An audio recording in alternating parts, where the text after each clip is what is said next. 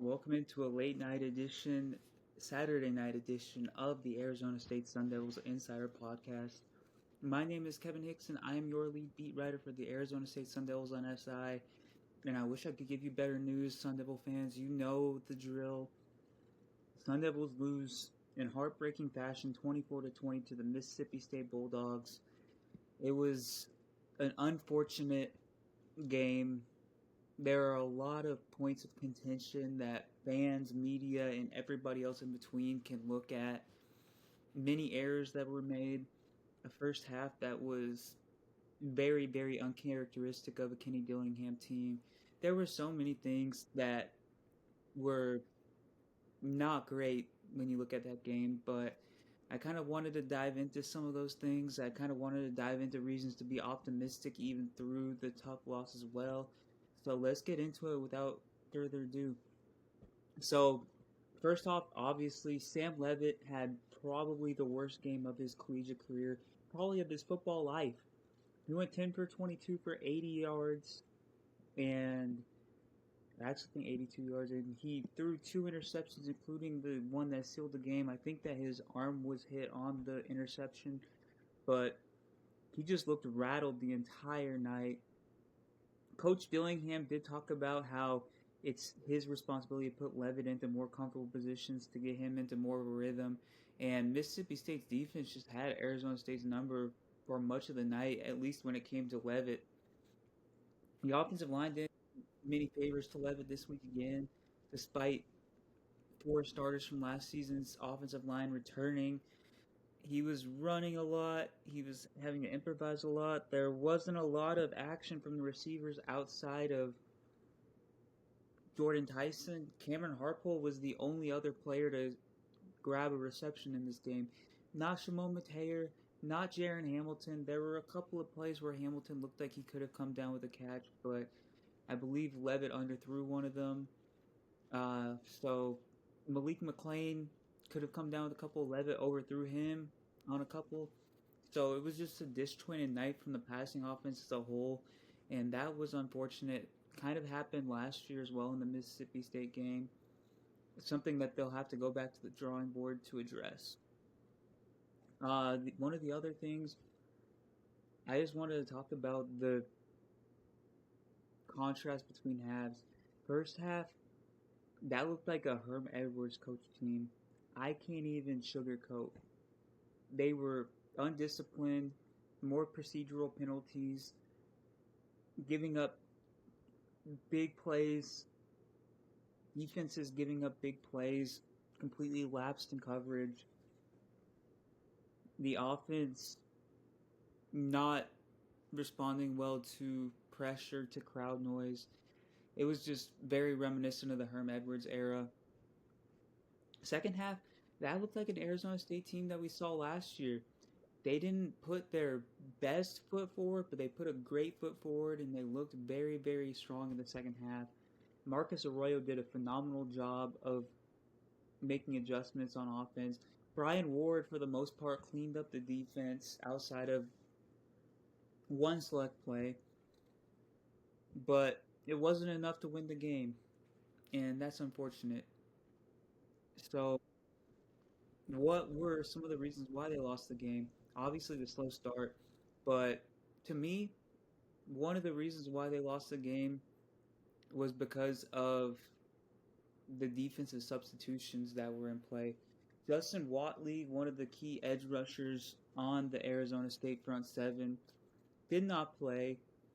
But outside of that, the defense was largely intact.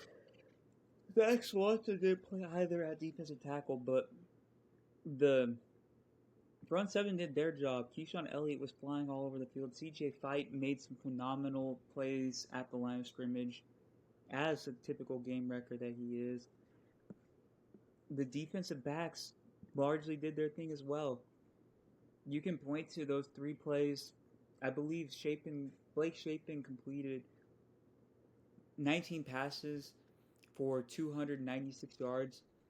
Three of them went for 153 yards on the three touchdown plays that they scored. And Javen Robinson was the primary coverage back in two of those three touchdowns. So It's unfortunate, but one I would certainly argue that Rodney Bimage Jr. should have gotten the look over Javen Robinson in those moments. He was playing very, very well. And that's not a slight at Robinson at all. Javen Robinson saved Arizona State's season last year. He's generally in his element and he's very consistent, but Saturday night just was not his night. And Brian Ward should have adjusted to that. Uh, Also, Brian Ward, great defensive coordinator. He called the great game for the most part, but the final nail in the coffin that lost the game for Arizona State was going in cover zero, not leaving any safeties back in coverage.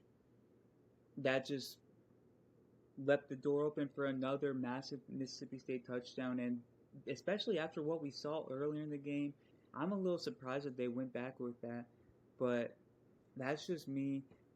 I believe that they will learn from this game and they will move forward. And I will get into a couple of positives shortly to counteract all of the frustration, the bitterness that Arizona State fans might be feeling right now.